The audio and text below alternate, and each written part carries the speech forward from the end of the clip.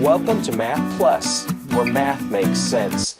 In this video, we will be talking about real-life applications of decimals. Before you watch this video, I just want to make sure you are aware of the sequential playlist that has several videos in it. You can go from beginning to end and learn all about decimals. If you're watching this first, that's not a problem, but make sure you go through those videos and learn all the sequential steps and learning how to multiply, divide, add, and subtract decimals.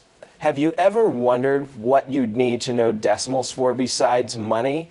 In this video, I'm going to show you 8 different everyday things that you could do and use decimals. 8 different ways, and I'll also show you 7 different jobs that use decimals on a daily basis. Let's start out with everyday use. Of course, we all know that we use money, but you don't only need to know how to spend money, you need to know how to make change to really have a good understanding. Let's say you paid $20 for something and it costs $15.30. Do you know what the change is for that? $4.70. Many people nowadays rely on their computer or a calculator or their phone to solve it for them. What are you going to do if the battery goes out? It's very important that you understand how to make change and understand the value of that money. Also, when you tell time, decimals are used for hours. If I said I will be there in an hour and 30 minutes, 1.5 hours. Also, the timer on your microwave might say 0.5 minutes, which is equal to 30 seconds. We measure using decimals. A person may be 5.5 feet tall. We would say 5.5. When you're cooking and the recipe calls for 1 1/4 cups of flour, it may also be written as 1.25. Construction, boards are cut all the time in construction, and the board may be only 2.75 inches thick. What does that mean? It's a decimal. When you're driving, miles, look down at your mileage counter. When you go to buy gas, 10.3 gallons. Fuel prices, $3.95. All that is decimals. Have you tried to weigh yourself lately? Or weigh something at the grocery store? In the grocery store, you may buy 1.5 pounds of apples, and that is written as 1.5 pounds. And your body weight, if you get on one of those electronic scales or digital scales, you'll see that it's all in decimals. You may weigh 98.7 pounds or 152.3 pounds, depending on your body size. And if you're still in school, or if you're competitive in sports, you'll see that if you took a test, a student might get 89.5% on that test. That's a decimal. If you're in gymnastics, for example, your score may be 9.7. It's a decimal. And let's look at food and nutrition. Come into the store and look at any package and look at the ingredients, and you're going to see things like 2.5 servings, 0.75 grams of sugar, or 1.3 liters of water, all decimals.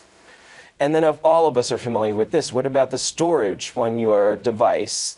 Gigabytes. How many gigabytes of space do you have used? And it could be 2.5. So decimals are used in everyday life. Now let's look at what kind of jobs use decimals. We already mentioned it a little bit about the size of a board in construction.